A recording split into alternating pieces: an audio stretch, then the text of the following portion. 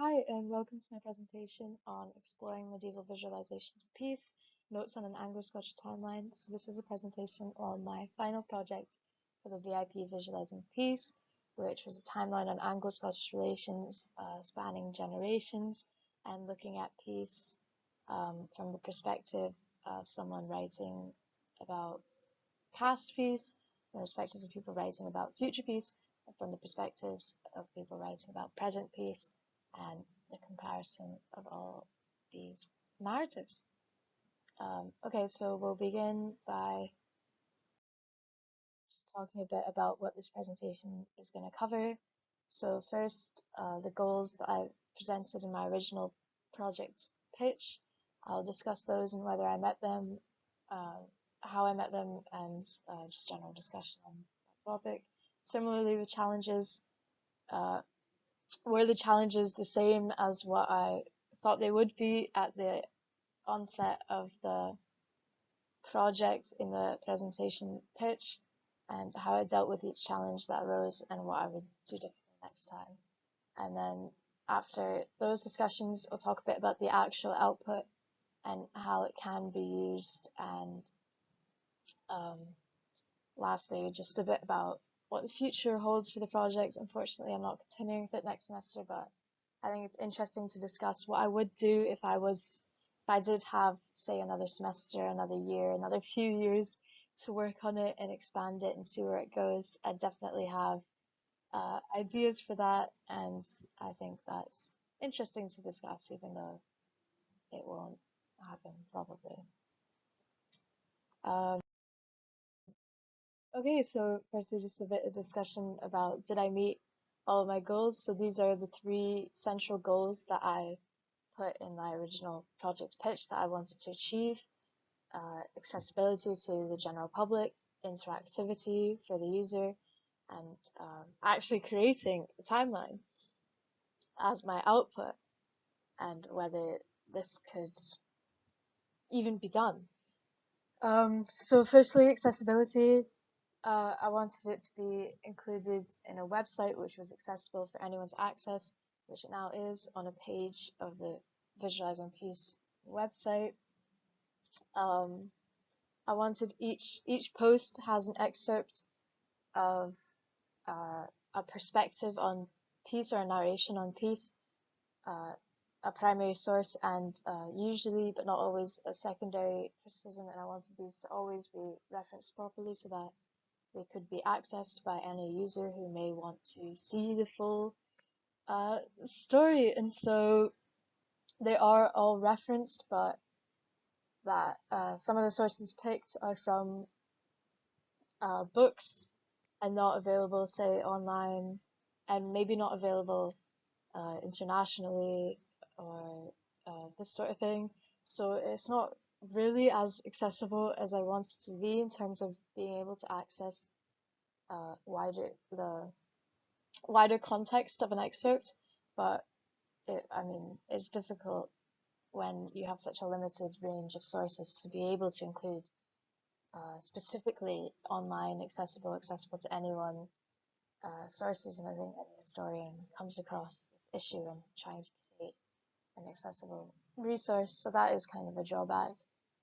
Style, I didn't want it to be an academic style, and I've had a bit of feedback on that, and I hope it's not too academic, but we'll see with more feedback whether it is. Obviously, it's difficult to tell from my perspective. And then reflections, I wanted to be a bit more reflective than just a post, here's the excerpt, and that's it. So I included some commentary in each post, and also reflections on what this actually meant for peacemaking, peacekeeping, visualizations of peace. But in improving the resource, I think it should include some reflective questions directly aimed at the user, similar to a museum piece. I think this would be a bit useful in kind of making the user think about the pieces and how they fit in with peace discussions. So second, interactivity. What is the user experience like? So I wanted the user to be able to kind of click on each piece and see different pieces in different ways and be able to kind of instantly see connections between pieces. And this was somewhat achieved. Obviously, each piece can be clicked on, and then the posts and pictures will appear. And I managed to tag each piece with a type of source and whether it was talking about past, present, or future, and they can all be searched through those tags and seen solely in those tags. So if someone clicked on, I only want to see the posts looking towards future piece, they can see all the range of posts on that, and they can see multiple tags at the same time as well, which I think is useful in comparison. And also I've grouped together posts of different periods, so hopefully users are able to use that to also approach the timeline in a more systematic way. And then did I even make a timeline? Although I wasn't able to make the timeline that I initially wanted to, and I'll talk about that a bit more in the next slide with challenges, I was able to make a timeline which I am happy with, and I think does achieve all the goals that I wanted it to achieve, which is obviously very positive. Okay, so just a bit on the challenges that I faced when trying to make this output, and largely they were the same kind of challenges that I thought I would face. I mean, these are really the same things that I initially talked about in my project pitch.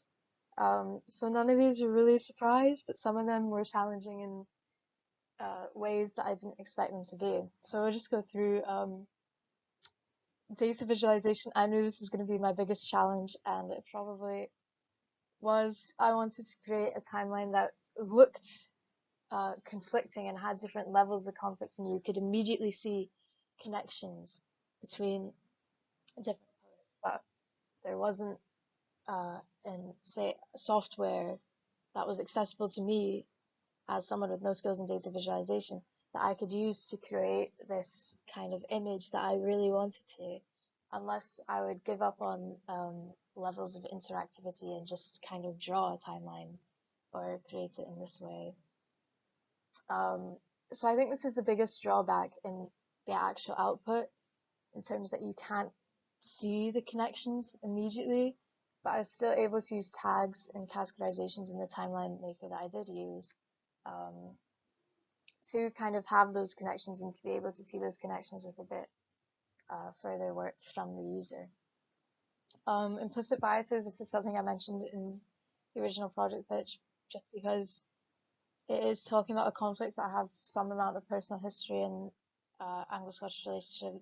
I am Scottish, and I really didn't want to have any sort of implicit biases towards one side or the other on the topic. So I have had it kind of checked over by class friends and school friends and see if it's biased and gotten some feedback on that. But I would like to get kind of further feedback on this topic by the VIP class possibly, just because I know this could be a massive drawback if it was found in any of the posts. And then the range of sources. So I initially thought the challenge in this would be that there wasn't enough sources in terms of perspectives on the medieval periods, but I did find a lot of sources. The issue was that these sources were often contained in very long books like histories, and I would have to read the entire book just to find like a 2-sentence long excerpt that I could actually use for the site.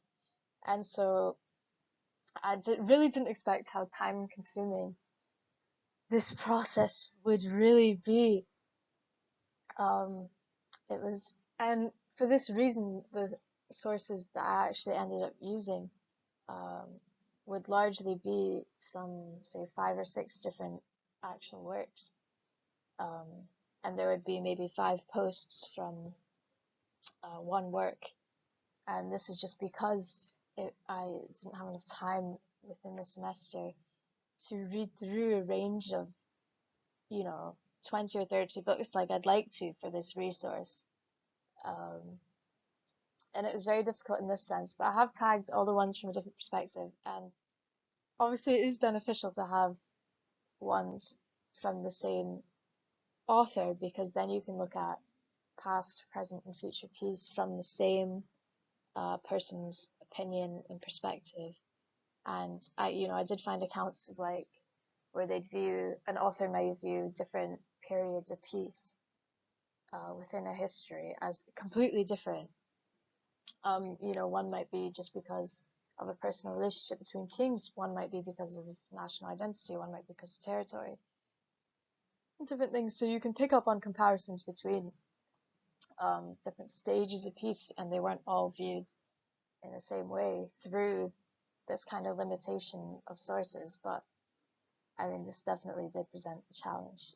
And just another challenge I presented in my initial project pitch was that I thought it might be too conflict based, and I did try and include as much specific piece things as possible, but obviously it's hard to completely exclude, and I don't think it needed to exclude mentions of war, because most of the posts were about war aftermath or the beginnings of conflict, uh, and perspectives on this.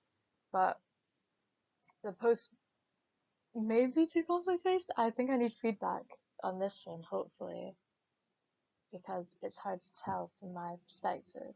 So we'll see on that one. Okay, so just a little discussion on the actual output itself. So this is what the end result looks like. It comprises about 25 different posts on different perspectives, each including an image, the excerpt of the primary source, which can range from a sentence to 4 or 5 paragraphs. Obviously, all the referencing, usually a comment from a secondary source like a historian, and some reflections on what this means about, or what this can tell us about peacemaking and peacekeeping. So in each blue box, they're categorized by the period which they are written about, so not the period that they were actually, each source is actually written in, but the period that they are talking about. So I've identified kind of 5 main periods in the medieval and early modern era of major peace that was talked about quite often in sources, and kind of groups those together. Um, because I think the posts in each group should be compared to each other rather than a post from, say, like 14th century being compared to one of the 6th. Maybe a more difficult comparison. Obviously, it still can be done, and that's why it's there. But I think easy comparisons come from these categorizations. They're also all color coded, so yellow posts are from Scottish authors, blue posts are from English. Oh, my apologies. Yellow posts are from English authors, blue posts are by Scottish authors, black posts are from outsiders, so travelers to the regions, and green posts are treaties, so like collaborations between the two countries in a written text. So I think this is a good way to instantly be able to pick up on different perspectives and say, okay, I'll pick this Scottish perspective to look at, then I'll pick this English one to look at, then I'll see what an outsider thinks, then I'll see what they finally agreed upon in the treaty. I think that's kind of an instant way of interactivity that a user can use. So they're also all tagged by source. So whether it's a history, a treaty, this sort of thing, and also if there's 5 posts from the same history, they'll all be tagged together, so you can just look at the posts from that history and how they differ. As I mentioned before, this can be quite beneficial. They're also all tagged on whether they're written on the past, on present piece, or on future piece, so you can look at all the posts on written about past piece, all the posts on present piece, all the posts on future piece, and compare them individually to each other and compare them as a whole to each other. I've also tried to include kind of the reds periods as periods of continued war. With this specific issue, there's a lot of individual battles happening pretty much constantly, which visually is hard to include on the timeline, and I didn't include them because I thought they would kind of mess up the visuals of the timeline and make it more less clear than it already is. But if a certain perspective relies on, say, knowing that a battle occurred, the week prior, it is included in the actual post. But this is another difficulty that I faced in creating this timeline.